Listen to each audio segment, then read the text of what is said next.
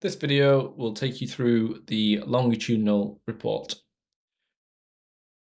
So a little bit different to the other report types, what you can do is you can filter by date and you can select multiple activities.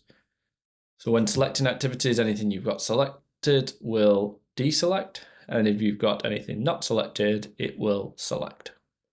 So this is how you can go and pick and choose any activity you would like to show longitudinally within your report. Across the top, we have the summary, periods, and athletes tabs.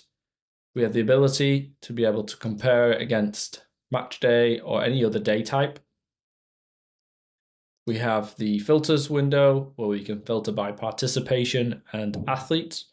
So if we wanted, for example, to remove athletes who hadn't done the full sessions, so we can see the team outputs, you could choose to decide to remove all athletes who hadn't completed full participation. And lastly, you can export to PDF. You can only do that from within the summary tab. Within the report itself, we have a summary in total of the outputs based on the multi-mechanical model. Remembering that with volume parameters, this value will continue to increase with more activities selected, whereas the intensity represents the average intensity throughout those activities, with the overall load being the volume times the intensity.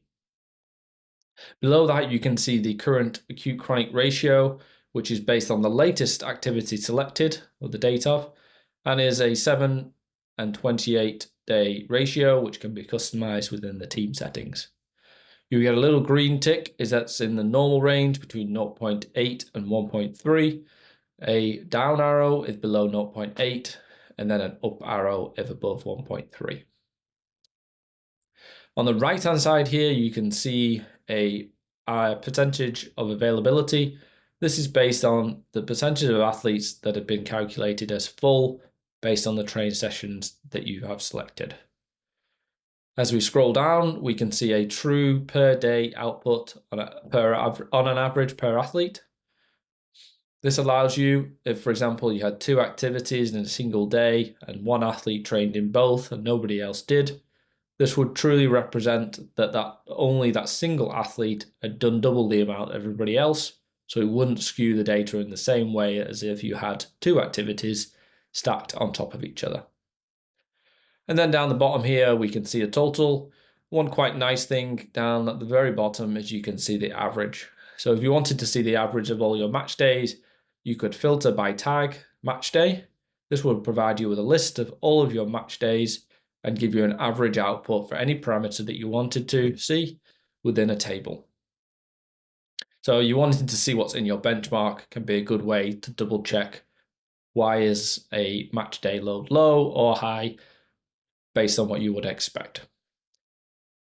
Then you can head into the periods tab, and this will automatically sort from highest to lowest in terms of intensity all of your drills from the activities that you've got selected. So you can quickly and easily see the most intense drills that have happened, and it will by default show you the top 10. If you want to see all of them, just say view all, and you can scroll through all of your different drills that you have created.